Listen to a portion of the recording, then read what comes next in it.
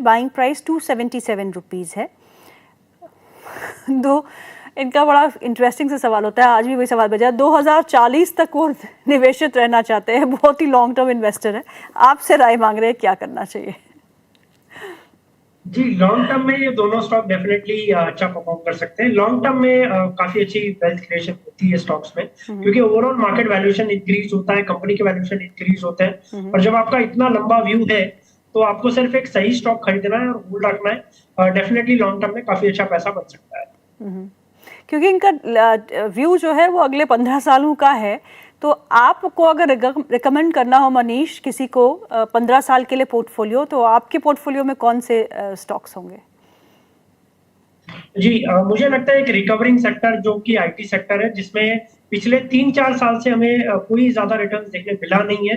और अब मुझे लगता है कि आईटी सेक्टर आने वाले कुछ सालों में अच्छा परफॉर्म कर सकते हैं, तो आईटी सेक्टर पे ज्यादा फोकस करना चाहिए। ओके। भरत जैन का सवाल है, वो पूछते हैं पीटीसी इंडिया के बारे में। उनके पास 1000 शेयर्स है जो उन्होंने 220 के भाव पे लिए हैं। लॉस बुक करूं या निकल जाऊं, वो आपसे राय मांग रहे हैं। जी, पीटीसी इंडिया में अगर आप देखें तो काफी सेल ऑफ हमें देखने मिला 240 के लेवल से नीचे में 150 के आसपास सपोर्ट भी लिया है और स्टॉक अभी कंसोलिडेट कर रहा है। मेरे हिसाब से अगर कोई बाउंस मिलता है 200 के आसपास तो एग्जिट करना चाहिए। बाउंस में उछाल में एग्जिट करने की कोशिश करें और दूसरे स्टॉक्स पे ध्यान देना चाहिए जहां पर काफी अच्छा ब्रेकआउट है। ओके। इनका एक और सवाल भी है, वो न्यू इंडिया इंश्योरेंस के बारे में आपसे पूछ रहे हैं, क्योंकि इंश्योरेंस सेक्टर काफ़ी बज़ में रहा है because of the GST rationalisation. तो न्यू इंडिया इंश्योरेंस कंपनी अच्छी रहेगी फॉर लॉन्ग टर्म? जी, डेफिनेटली। अभी अगर आपने देखा हो तो टर्म इंश्योरेंस और हेल्थ इंश्योरेंस पे जीएसटी भी रेट कट हुआ है, इनफैक्ट जीरो हो गया आई थिंक इंश्योरेंस सेक्टर पे। तो मुझे लगता है आने वाले दिनों में लॉन्ग टर्म में काफी अच्छा ये हमें परफॉर्मेंस देखने मिल सकता है और कंपनी अच्छा परफॉर्म कर सकती है। ओके। विवेक भाई पटेल जी का सवाल है, वो पूछते हैं Amara Raja energy and mobility पे 120 शेयर है उनके पास, 1050 पे खरीदे हैं, 6 महीने का व्यू रखते हैं, आपसे सलाह मांग रहे हैं। जी, डेफिनेटली होल्ड करना चाहिए। मुझे लगता है ओवरऑल फंडामेंटली काफी अच्छा स्टॉक है। थोड़ा सा हमें ऊपर के लेवल से सेल ऑफ देखने मिला है, बट इनकी एंट्री प्राइस काफी अच्छी है और मुझे लगता है आने वाले दिनों में काफी अच्छा बाउंस बैक देखने मिल सकता है। वापस स्टॉक 1200-1300 तक के लेवल दिखा सकता है। पोटेंशियल काफी अच्छा है, फंडामेंटली भी अच्छा है और टेक्निकल चार्ट भी अच्छा है। ओके। प्रकाश वैद्य का सवाल है, वो पूछते हैं जीएसएफसी के बारे में। उनके पास जीएसएफसी के शेयर है जो उन्होंने 210 के भाव पे खरीदे हैं। शुड आई होल्ड और sell? I have a short term view, तो शॉर्ट टर्म के व्यू के साथ क्या करना चाहिए?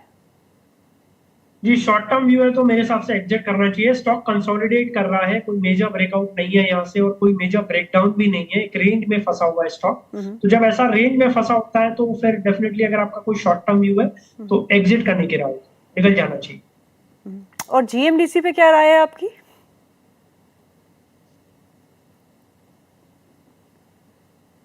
जी, जीएमडीसी में कल ही काफी अच्छा ब्रेकआउट हमें देखने मिला है, स्ट्रेंथ है और 500 का लेवल इसने क्रॉस कर दिया, जो कि एक स्टॉक बहुत अच्छी बात है। रेजिस्टेंस क्रॉस किया है।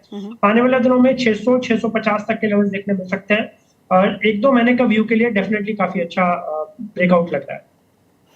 राम हरि जी का सवाल है, वो पूछते हैं जीना सीखो लाइफ केयर के बारे में। जब भी ये सवाल आता है तो मुझे लगता है कि जीना तो सीखना ही पड़ेगा। जीना सीखो लाइफ केयर टेक्निकली आपको कैसा लगता है लॉन्ग टर्म के लिए?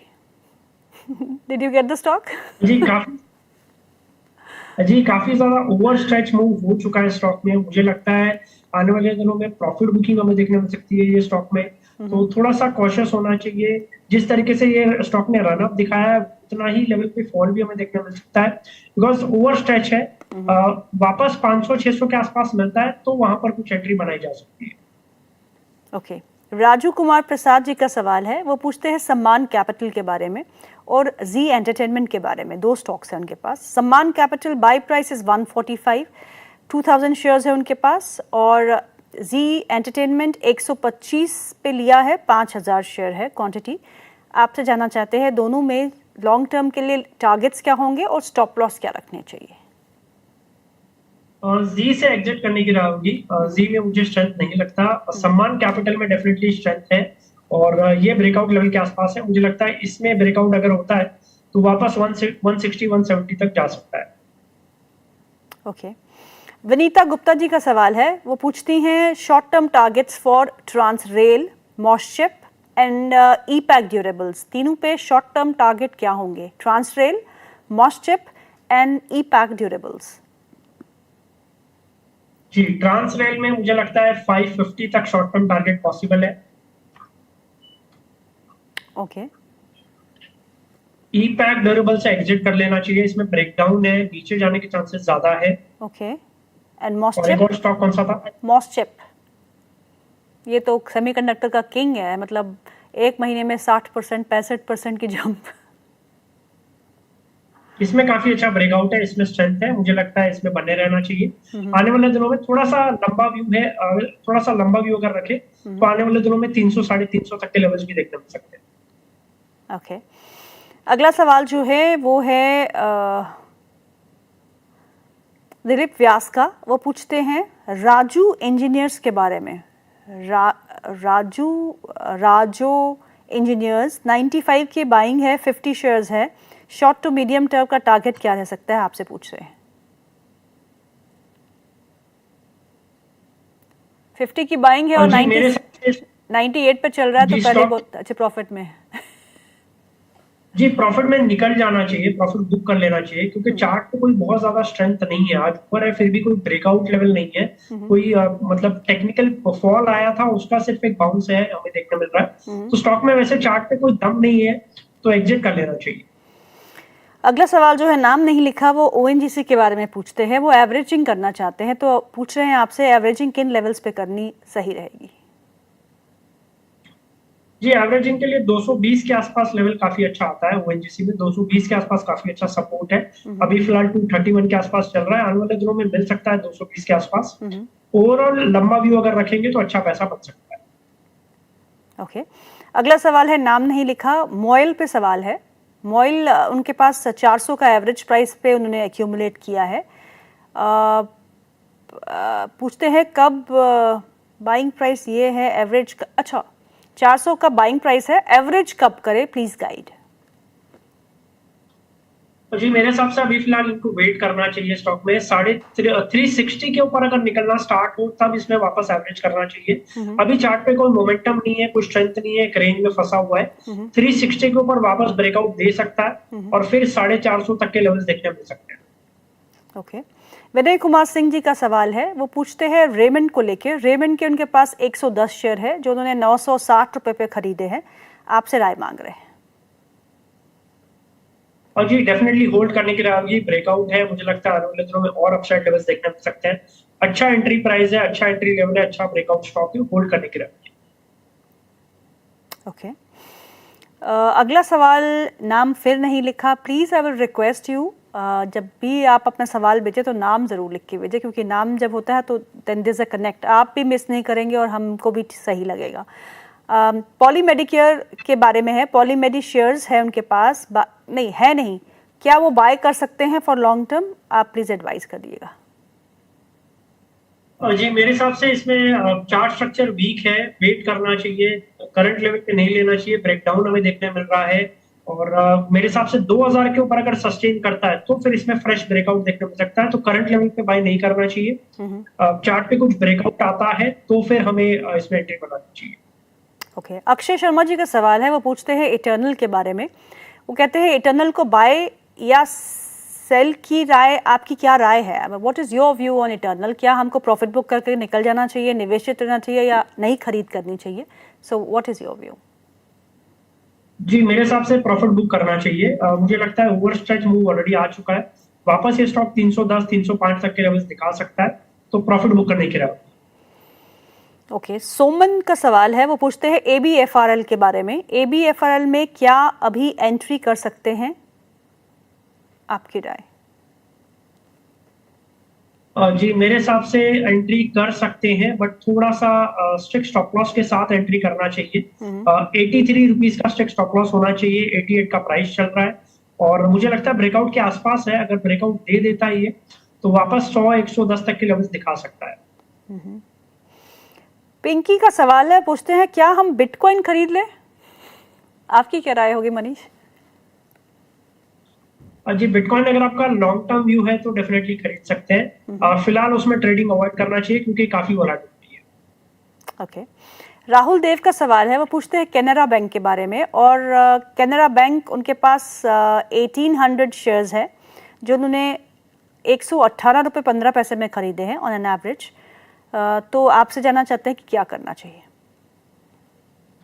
जी, होल्ड करने की राय होगी। आज का जो मेजर सेक्टर है जो काफी अच्छा परफॉर्म कर रहा है that is PSU PSU bank. banks, and उसमें अगर आप देखें तो union Bank, Bank of India, Canara Bank, यही सब स्टॉक परफॉर्म कर रहे हैं। आज ही फ्रेश ब्रेकआउट्स हमें देखने मिले हैं। तो मुझे लगता है बैंक निफ्टी में जैसे ही 55,000 का लेवल क्रॉस होता है तो सारे पीएसयू बैंक्स में काफी अच्छा ब्रेकआउट्स देखने मिल सकता है, रनअप देखने मिल सकता है, तो होल्ड करना चाहिए। आपको क्या पसंद है पीएसयू बैंकिंग स्पेस में? जी, Union Bank, Bank of India, Indian Bank, Canara Bank, यही 4-5 स्टॉक्स है जो मेरे रडार पे। और मुझे लगता है जैसे जैसे कि आपने कहा कि 25 बीपीएस रेट कट पॉसिबल है, तो उसका कहीं ना कहीं फैक्टर इन ऑलरेडी मार्केट में स्टार्ट हो चुका है। Okay. और बैंक निफ्टी में काफी अच्छी स्ट्रेंथ आने वाले दिनों में देखने मिल सकती है। ओके। और अगर बैंक निफ्टी अच्छा प्रदर्शन दिखाता है और ऊपर जाता है तो निफ्टी तो साथ में जाएगा ही जाएगा। अगला सवाल जो है वो है राजीव मोहन शर्मा जी का, वो पूछते हैं डी मार्ट के बारे में। डी मार्ट के एवेन्यू सुपरमार्ट जिसे हम बोलते हैं, 29 शेयर्स है उनके पास, 4200 के भाव पर है, अगले 6 महीने तक का व्यू रखते हैं। आपसे जानना चाहते हैं कि टारगेट क्या हो सकते हैं? और जी, इसमें टारगेट की बात करें तो 5,000 तक की टारगेट पॉसिबल है, बट करंट लेवल पे ऑलरेडी ये 5,000 जाके आ चुका है और वहां से हमें फॉल देखने मिला है, यानी टारगेट कहीं ना कहीं ऑलरेडी आ चुका है स्टॉक पे और अब वापस रिट्रेसमेंट हो रहा है, प्रॉफिट बुकिंग हो रहा है।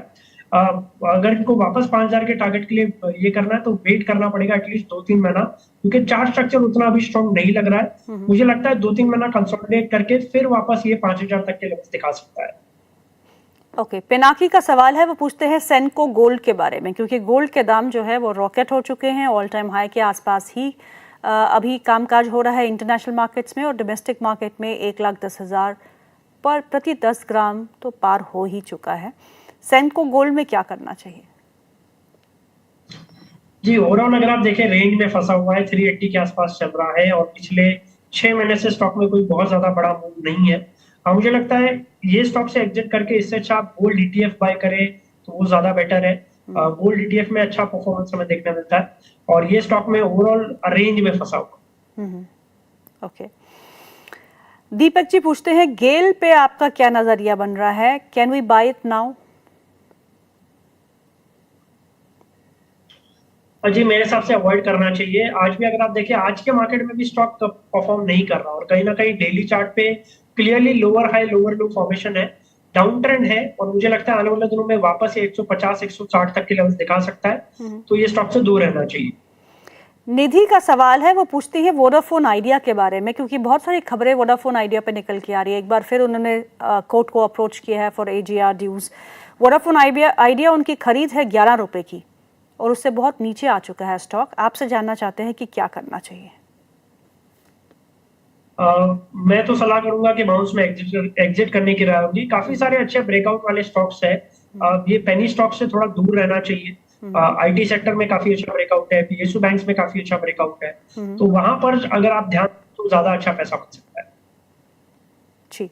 अगला सवाल जो है वो बजाज ऑटो को लेके है, क्योंकि अब जीएसटी में बदलाव हुए हैं तो बजाज ऑटो कहां तक जा सकता है? क्या आप करंट लेवल्स पे खरीद सकते हैं? हाँ जी, डेफिनेटली खरीद सकते हैं। राउंडिंग बॉटम फॉर्मेशन है, 9,200 के आसपास चल रहा है। आने वाले दिनों में टारगेट 10,000 10,500 तक के लेवल्स देखने मिल सकते हैं और काफी अच्छा पैटर्न है। मुझे लगता है ये एंट्री बनाई जा सकती है। रवि जी पूछते हैं एमएनएम के बारे में, पूछते हैं महिंद्रा एंड महिंद्रा में अभी खरीदारी कर सकते हैं या फिर करेक्शन का इंतजार करें? आज तो वैसे नीचे ही है। जी, मेरे हिसाब से थोड़ा सा पुल बैक का इंतजार करना चाहिए। काफी अच्छा ऑलरेडी स्ट्रेच मूव इसने दिखाया है और ये वापस 3,400 3,500 तक आ सकता है जिस तरीके का पैटर्न है, तो पुल बैक में 3,500 के आसपास एंट्री बनाई जा सकती है। अगला सवाल जो है वो हेमंत का है, वो पूछते हैं टीसीएस के बारे में। टीसीएस खरीदना इन लेवल्स पे सही रहेगा? जी, डेफिनेटली 3,000 3,100 का काफी अच्छा सपोर्ट लेवल है और आईटी सेक्टर में तो काफी अच्छा ब्रेकआउट हमें देखने मिल ही रहा है। और मुझे लगता है पिछले 3-4 सालों में आईटी सेक्टर ने ज्यादा रिटर्न्स दिए नहीं, तो आने वाले 1-2 साल में आईटी सेक्टर में काफी अच्छा बाउंस बैक हमें देखने मिल सकता है। आईटी सेक्टर अच्छा परफॉर्म कर सकता है। पिनाकी का एक और सवाल आया है, वो पूछते हैं हिंद कॉपर के बारे में। कहते हैं कि हिंद कॉपर में क्या करना चाहिए करंट लेवल्स पे।